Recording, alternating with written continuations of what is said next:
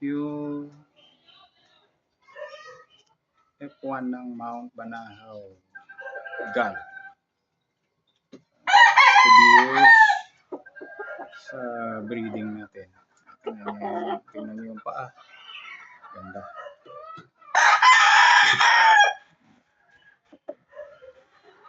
Last year, yung tatay nito na mate natin sa gal natin na two-way. So far, maganda ang resulta. Kaya itong anak na F1, puro ito galing sa trial.